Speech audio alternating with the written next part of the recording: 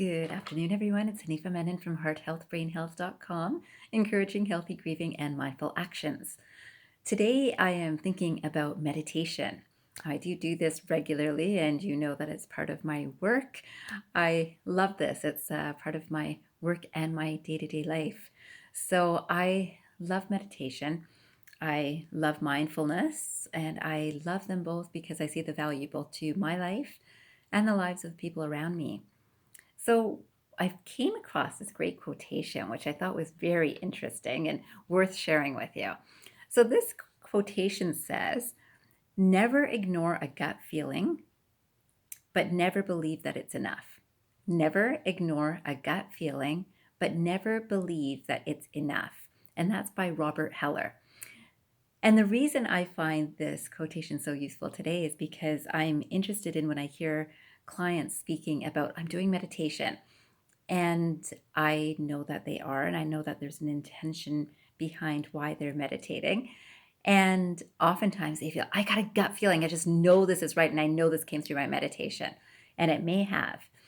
And today I want to make sure that I help you understand some of the teachings from ancient scriptures about things like meditation. Again, prayer can fall into a meditative prayer. Mindfulness actions can turn into meditative experiences.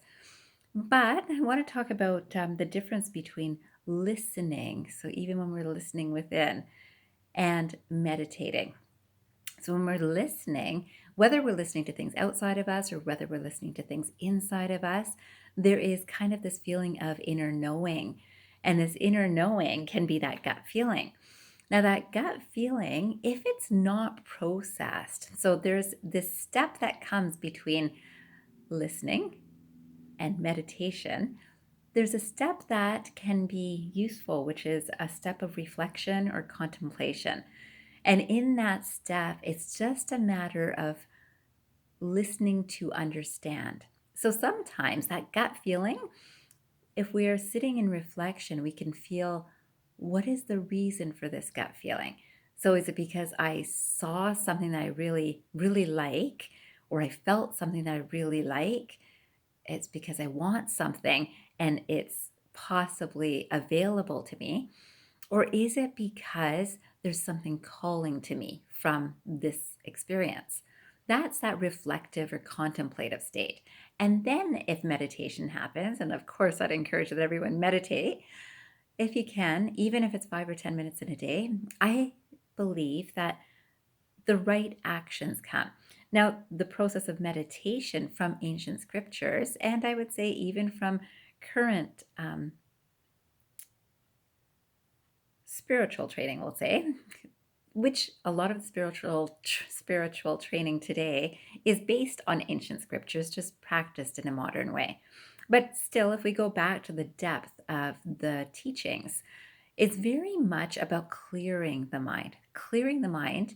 When one is clearing the mind, you're also connecting energetically to a power that's higher than you. So that's higher than us. There is a connection with either a higher consciousness. There might be a connection with what you might call God or Christ consciousness.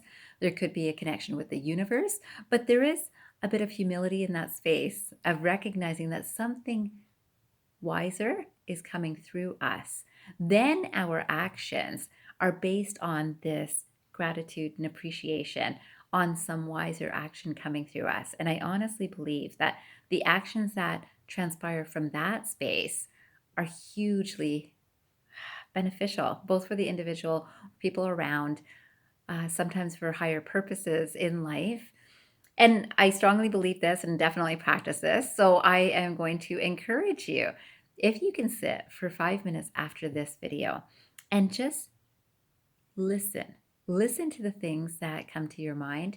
Listen to the things that are outside of you. I believe there's no coincidences. So even if someone is speaking with you right now, there's a reason for it. Listen. And how are you listening? Is it with, okay, I have to do that because they asked me to do this? Or is it, yeah, I can do that. And then reflect on it. Why? Why do I feel like doing this? Or why do I feel like not doing this? Why am I drawn to doing this? Why am I drawn to thinking about this? Why has this thought come up in my mind right now? What am I listening to? What am I listening to? Is it my inner voice of reason? Is it my inner voice of um, guilt? What is it coming from, right? So there's that place of reflection that is such a useful place. Then meditate, even if it's 5 minutes, right? Someone's asked you to do something, you're just thinking about, I think I'm going to enjoy this experience. I'm just going to grab this for them, and I feel good about doing that. It's just a simple, that would be a mindfulness meditation that I am going to get that thing for this person. There's lots of different things that happen in life. And I think if we were to look at these three stages, listening, reflection and contemplation, and then meditation, better actions are taken. So you'll have to trust me. No, you don't have to trust me. I'd like you to experience this. So if you take 5 minutes after this video and see, what are you listening to? What are you feeling? Feeling is a really good space for reflection and contemplation too. How does this make me feel? That is a reflective space too. That's a contemplative space. That's, wow, when I listen to running water, I feel peaceful. When I speak with this person, I feel happy. All of those things are such good reflections on an instant. So then go from there into some meditative space. What is the higher awareness that's coming to me from this? Do I realize that the senses that I'm even feeling this from are coming from a higher space? I believe that most of us might not think of this regularly, but I would encourage you to, because I can tell you it's going to shape your days in a much more positive way. And of course, future videos, I will tell you more about this and help you in this process. For now, I wish you a fantastic day ahead. And remember, transform your mind and transform your life. Have a great day, everyone.